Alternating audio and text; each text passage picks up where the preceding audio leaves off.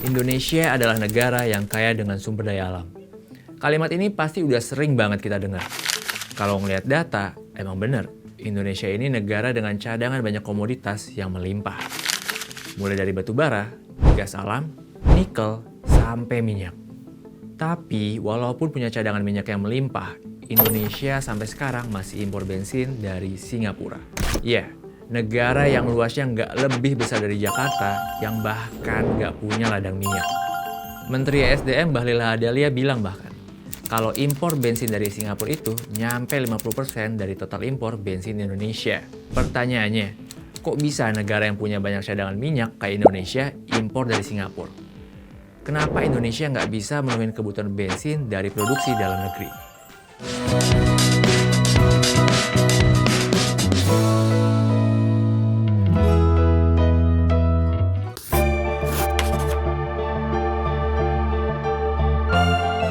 Oke, fenomena impor bensin dari Singapura ini sebenarnya bukan fenomena baru. Indonesia emang udah impor bensin dari tetangga yang satu itu selama bertahun-tahun. Hal ini pun sebenarnya udah berulang kali disorot sama berbagai pihak, termasuk pemerintah sendiri. Sudah gitu impornya dari Singapura lagi, yang nggak ada minyak itu. Lucu negara kita ini. Berdasarkan data BPS, Singapura emang jadi pemasok utama BBM impor Indonesia dari tahun ke tahun.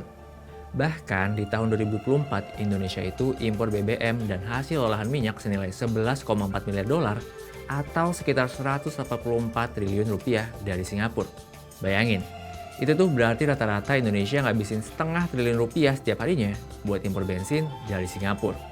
Padahal Indonesia itu produksi sekitar 580 ribu barel minyak mentah setiap harinya. Singapura berapa? 0. Terus cadangan minyak mentah di Indonesia itu nyampe sekitar 4,8 miliar barel. Sementara Singapura bahkan nggak punya sama sekali yang namanya ladang minyak. Aneh kan? Kok bisa negara yang nggak produksi minyak malah ekspor bensin ke negara yang punya minyak melimpah? Di sini nih ironinya. Sebagian bensin yang diimpor Indonesia dari Singapura itu asal minyaknya dari Indonesia juga. Jadi gini nih alurnya. Indonesia produksi minyak mentah. Nah, minyak mentah ini diekspor ke Singapura. Di Singapura, minyak mentah diolah jadi bensin. Nah, terus bensin ini nih yang diimpor sama Indonesia. Nilai ekspor minyak mentah itu jauh lebih kecil dari nilai impor bensin dari Singapura. Ini jadi salah satu alasan kenapa Indonesia selalu boncos dalam perdagangan migas internasional. Pertanyaannya ya, kalau Indonesia bisa produksi minyak mentah sendiri, kenapa harus impor bensin dari Singapura yang bahan bakunya bahkan dari Indonesia juga?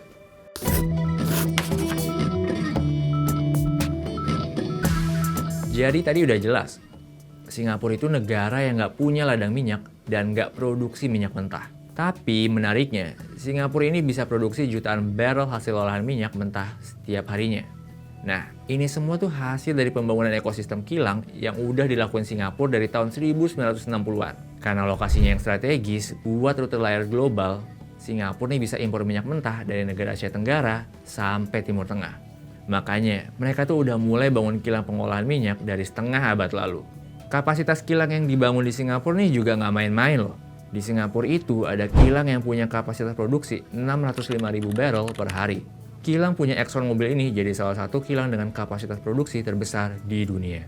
Selain itu, ada juga kilang Shell Pulau Bukom dengan kapasitas 500.000 barrel per hari dan kilang SRC Pulau Jurong dengan kapasitas 290.000 barrel per hari. Kalau kata data pemerintah Amerika, total kapasitas kilang di minyak di Singapura itu nyampe 1,4 juta barrel per hari.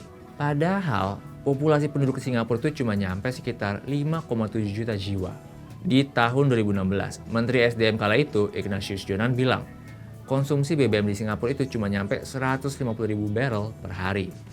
Berarti, Singapura masih punya sisa lebih dari 1 juta barrel bensin.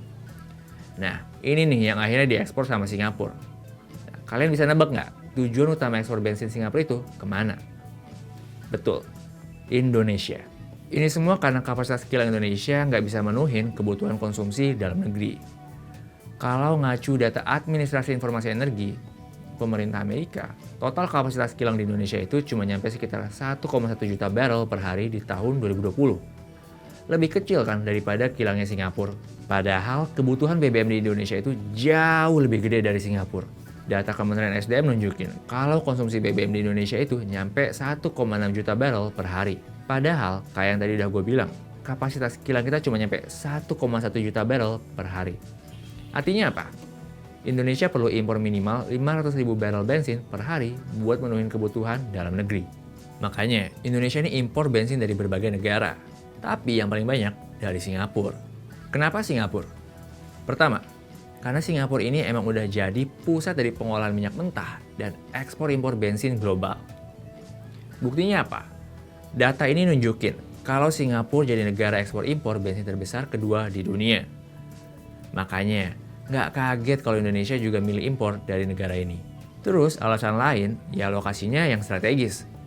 Dengan jarak yang lebih dekat, tentu impor bensin dari Singapura jadi pilihan yang tepat buat mangkas biaya pengiriman. Terakhir, Singapura punya kilang dengan fasilitas yang bisa blending berbagai jenis BBM buat menuhin produk dengan spesifikasi khusus pasar Indonesia. Jadi itu dia beberapa alasan kenapa Indonesia ini ketergantungan sama impor BBM dari Singapura.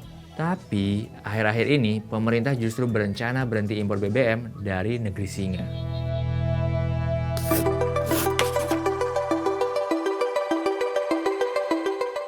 Rencana pemerintah buat stop impor BBM dari Singapura ini belakangan sering banget diomongin sama Menteri SDM, Bahlil Lahadalia.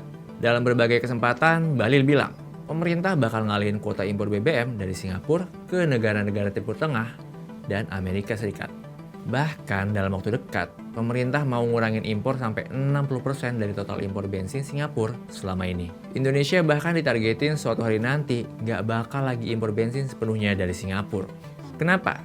Ini berkaitan sama soal harga. Katanya Bahlil, harga BBM yang diimpor dari Singapura itu sama dengan harga BBM yang diimpor dari Timur Tengah. Padahal menurut Bahlil, Singapura ini harusnya ngasih harga yang lebih murah, mengingat kedekatan jarak pengiriman. Makanya, Bahlil ini berencana buat ngalihin impor dari Singapura itu ke negara yang emang produksi minyak mentah, yaitu negara Timur Tengah dan Amerika. Rencana pengalihan impor BBM dari Singapura ke Amerika ini sebenarnya merupakan bagian dari tindak lanjut negosiasi tarif balas dendam Presiden Donald Trump beberapa waktu lalu. Buat ngindarin tarif impor yang lebih gede dari Amerika, pemerintah emang nawarin buat naikin jumlah impor komoditas-komoditas unggulan dari Amerika. Salah satunya BBM. Dalam negosiasi kebijakan tarif resiprokal, pemerintah emang nawarin buat ningkatin nilai impor BBM dari Amerika sampai lebih dari 10 miliar dolar Amerika. Nggak cuma bensin aja. Pemerintah juga berencana naikin impor LPG dari Amerika. Dari cuma 54% total impor LPG jadi 80-85% total impor LPG. Terus, pemerintah juga bakal nambah kuota impor minyak mentah dari Amerika.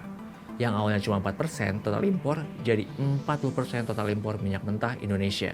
10 kali lipat nggak tuh kenaikannya? Rencana pengalihan impor dari Singapura ini sebenarnya dapat sorotan dari berbagai pihak, termasuk Direktur Utama Pertamina sendiri. Simon Aloysius Mandiri bilang, salah satu risiko utama impor dari Amerika itu adalah waktu kirim yang lebih lama.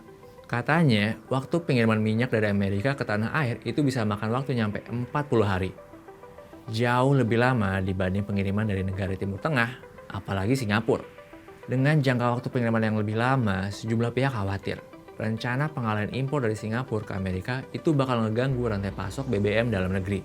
Ya gimana? Karena waktu pengiriman yang lebih lama, waktu pemrosesan dan distribusi BBM di tanah air jadi berpotensi terganggu.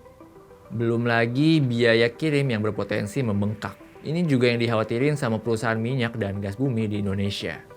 Sementara itu, pengamat ekonomi energi dari UGM Fahmi Radi bilang, pengalihan impor emang perlu didukung apabila tujuannya buat memberantas mafia migas yang udah lama nguasain kontrak suplai minyak dari Singapura. Tapi dia bilang, upaya pemerintah mengatasi masalah ini harus bisa dilakukan tanpa menimbulkan masalah baru. Makanya, dalam rangka pengalihan impor ini, pemerintah perlu memastikan spesifikasi minyak dari Amerika itu sesuai dengan kilang di tanah air. Selain itu, Pertamina juga harus bisa memastikan kilang dapat beroperasi secara maksimal mengolah minyak yang dikirim dari negeri Paman Sam. Terakhir, harga bensin Amerika ini juga harus dipastiin. Seenggaknya ya, sama dengan harga bensin dari Singapura. Jadi intinya, kita tahu pemerintah ini perlu memenuhi kebutuhan konsumsi bensin dalam negeri lewat impor. Dalam jangka panjang, pemerintah emang perlu naikin kapasitas kilang di tanah air. Tapi di tengah upaya pengalihan impor saat ini, pemerintah harus bisa memastikan itu berjalan tanpa ngasilin masalah baru. Karena kan jangan sampai rencana peralihan impor ini malah ngebuat masyarakat sulit dapetin BBM nantinya.